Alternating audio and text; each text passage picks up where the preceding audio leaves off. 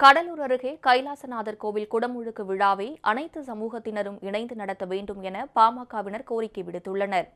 கடலூரை அடுத்த நடுவரப்பட்டு கிராமத்தில் உள்ள பழமை வாய்ந்த கைலாசநாதர் கோவிலை இந்து அறநிலையத்துறை நிர்வகித்து வருகிறது.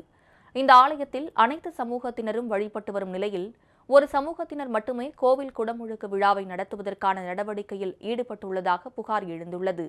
இந்நிலையில் அனைத்து சமூகத்தினரும் ஒன்றிணைந்து குடமுழுக்கு விழாவை நடத்த வேண்டும் என இந்து அறநிலையத்துறை அதிகாரிகளிடம் பாமகவினரும் கிராம மக்களும் வலியுறுத்தினர். ஸ்ரீ அருள்மிகு கைலாசநாதர் அறக்கோயில் திருக்கோயில் இந்து சமய அறநிலையத்துறைக்கு சொந்தமானது.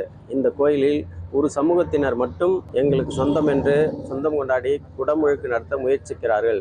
ஆனால் இது அனைத்து சமுதாயமும் சேர்ந்து நடத்த வேண்டும் என்று நாங்கள் இந்து சமய அறநிலையத்துறை அதிகாரிகளிடம் முறையிட்ட போது சட்டம் ஒழுங்கு பிரச்சனை உருவாகும் என்று வட்டாட்சியர் அவர்கள் தலைமையில் இன்று சமாதான பேச்சுவார்த்தை நடைபெற்றது. ஆனால் சட்ட விதிகளின்படி கும்பாபிஷேகம் நடத்தப்பட வேண்டும்.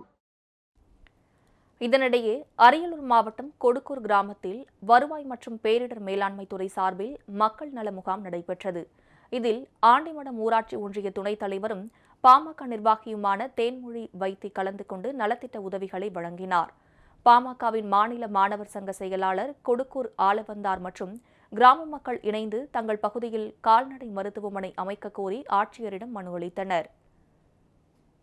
கொடுக்கூர் பாட்டாளி மாணவர் சங்கத்தின் சார்பாகவும் கிராம பொதுமக்கள் சார்பாகவும் பல மனுக்கள் கொடுக்கப்பட்டது. குறிப்பாக கிராமப்புறத்தில் 5500க்கும் மேற்பட்ட ஆடுகளும் 3600க்கும் மேற்பட்ட மாடுகளும் 6000த்திற்கும் மேற்பட்ட கோழிகளும் இருக்கின்றன.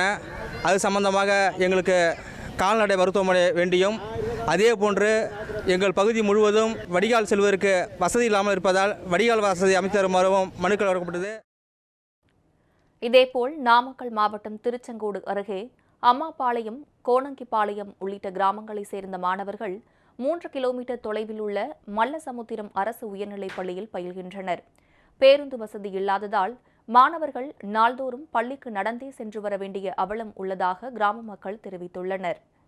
நம்ம தமிழக முதலமைச்சர் என்ன சொல்றாருன்னா, பக்கமாக கூட ஒரு பேட்டி கூட பார்த்தோம், ஒரு மாணவர் கூட எங்கேயும் பாதிக்கக்கூடாது, அவருக்கு என்ன பிரச்சனைனாலும் உடனே பள்ளிக்கு சேர்த்துறதுக்கு உண்டான வேலையை செய்யணும்னு சொல்கிறாங்க.